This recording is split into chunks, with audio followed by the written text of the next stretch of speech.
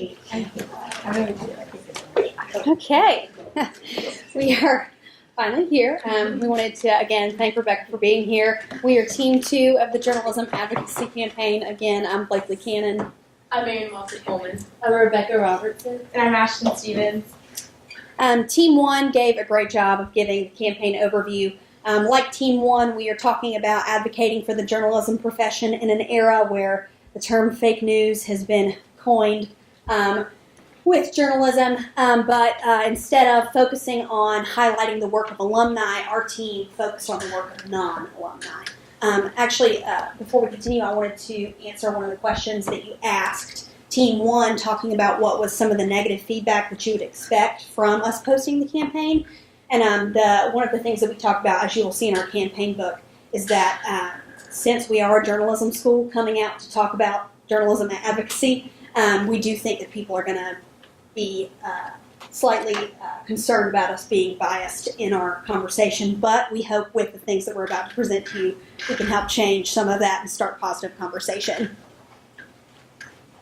So before we got into implementing our campaign, we wanted to conduct some research, and we used Qualtrics to send out a survey. We were kind of targeting the over 18 adults who probably weren't that familiar with the journalism profession, or at least were not working in it.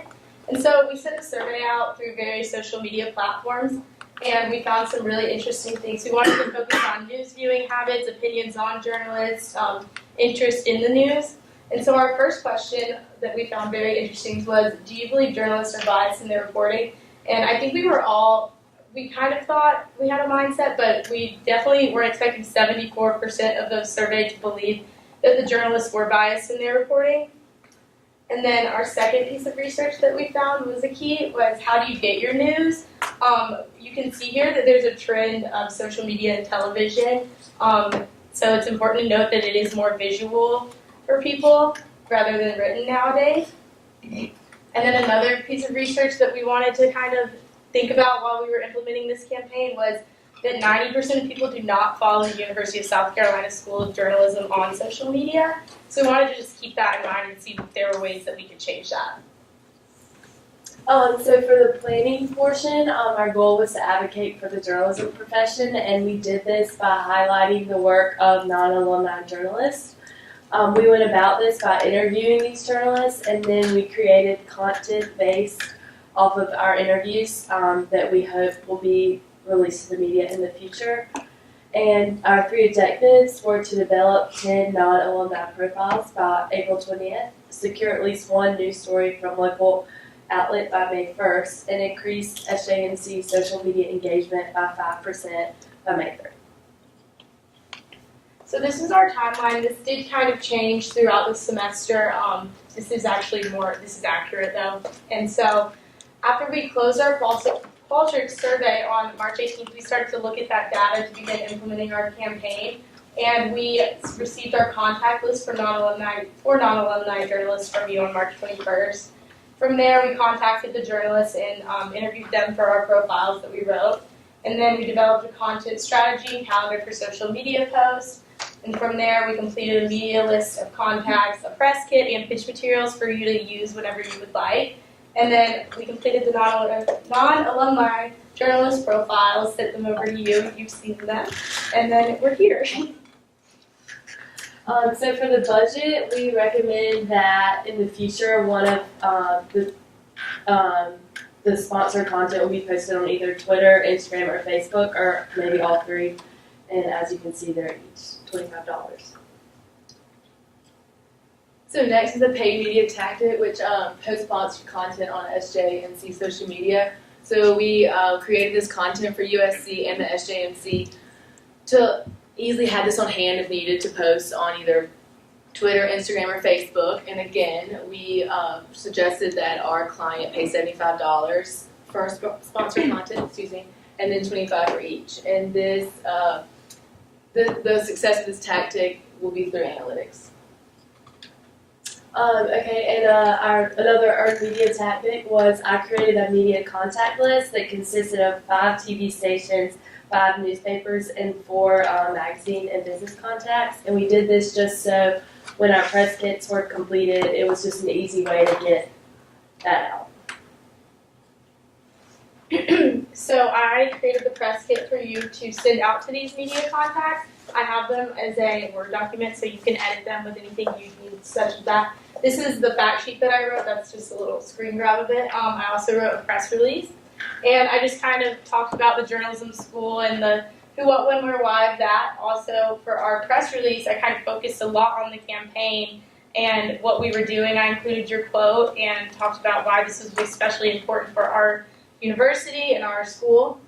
And so this was completed on March 27th. And for you to evaluate the success of this, you can just see how many story placements we get in the media outlets from it. And then to go along with that to go along with that press kit, I also drafted a pitch email for you to send to these media outlets. That is also included in the flash drive. And again, you can just evaluate its effectiveness through how many story placements we get. And on the shared media tactics, so we created a social media content calendar, and since the university has a really strong content strategy, didn't have to do much to develop that, but that was completed on March 26th. And the social media content that was created will be approved by whoever's in charge of the School of Journalism social media. And once we gathered all the interviews, we were able to make up 10 different topics to go on the 3 different social media platforms. And we recommend that this is distributed May of this month. And then the success of this tactic will be evaluated by using social media analytics. So the core of this campaign is the Non Alumni Profile, so we're excited to start talking about that. We started this by having the goal to publish at least one profile in an SJMC communications platform. You'll hear a little bit more about how we want to do that in the future recommendations section. But we did send all the profiles to you, and we were grateful to be able to get your feedback. And we did implement those in the final campaign. And like everything else that is our campaign's evaluation portion, you can determine success using social media analytics and click rates. Okay, so our first media tactic was we all interviewed 10 non-alumni journalists, and we finished these interviews on April 22nd, and we unfortunately only got 8 responses back, but we used those 8 responses to create 8 great profiles. And going off of that, I wanted to make note of the 5 questions that we asked the journalist, to shape our profiles. The first one was, tell me about your background and how you became a journalist. The second one was, do you cover a specific beat? What type of journalism do you do? The third question was, what do you love most about your job? Fourth, what are some of the challenges you face as a journalist today and how do you deal with them? And then the 5th question was, where do you think journalism schools fit into the conversation of journalism advocacy? And so we were able to use these questions and get quotes from our non-alumni journalists to really shape our profiles. So going into our profiles, like Rebecca said, we wrote 8 out of 10 profiles because we received 8 responses. This is Alyssa Orange. She is a journalist for Pig Trail Nation in Fayetteville, Arkansas.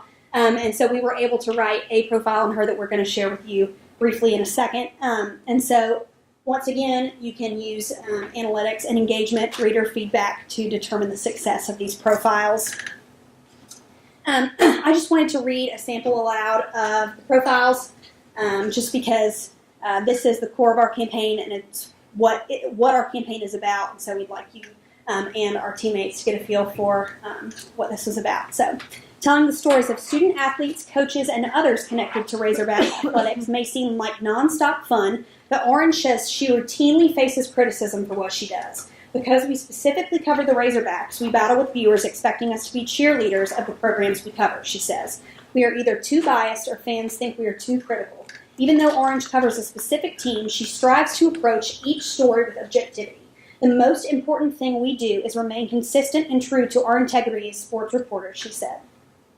And so in that example, throughout all the profiles that we wrote, we wanted to use the non-alumni journalists to highlight the best parts of the journalism profession as a whole without trying to be biased, which is something that we worked on. We wanted to show the world and help start a positive conversation saying, hey, like these are journalists out in the world that are doing things that we think you would want to know about because there is good happening, even though some people might not think so. Regarding future recommendations for the profiles, we suggest that they're a part of a blog series on the SJMC website. You could post those probably like once every 2 weeks. And then the social media content calendar and press kit is ready to use at your discretion. We understand that your schedule is super busy, so we just have those ready to go for you on this flash drive if you choose to implement those things. That completes our presentation. Thank you again so much for being here. At this time, we would like to open up the floor for questions. Did you learn anything surprising from talking with the journalists? Was there anything maybe as far as the perception of journalists that surprised you, caught you off guard, that you didn't realize? From the journalists themselves? Like about the feedback and the criticism that they get from the general public. Was there anything they told you that surprised you? Considering our research, there wasn't much that we were surprised about. I think everybody is on the same page about where the future of journalism is heading due to all the negative conversation. A lot of people that we interviewed were over the age of 40, and they said that the way things were before was drastically different. So I think I was surprised at the way people noticed a lack of respect has changed. Because we were able to interview so many people who've been in the business for a long time, they definitely noticed a shift in the way people perceive journalists. If that makes sense. What was the most challenging thing?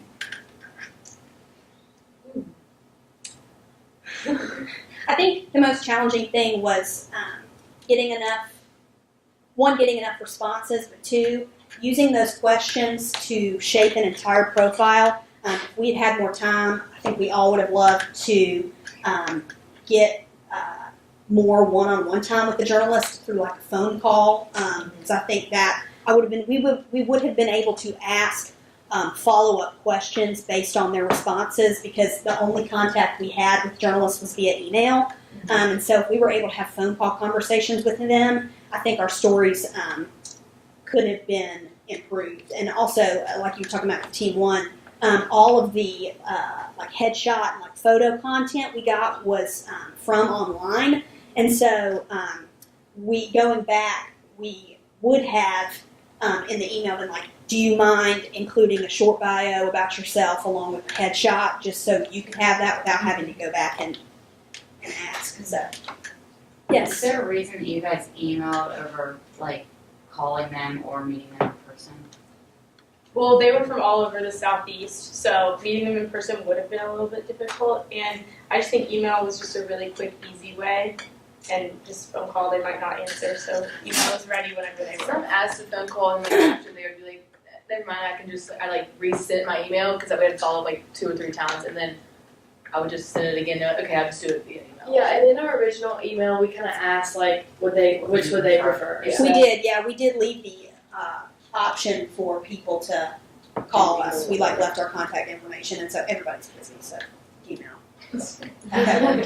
I guess. How did y'all decide who to reach out to, and how many did you send out? So thankfully, with Rebecca as our client and Kelly Davis knowing so many people in the journalism profession, having a bunch of connections, we received an excellent non-alumni contact list from them, and we contacted, I think it was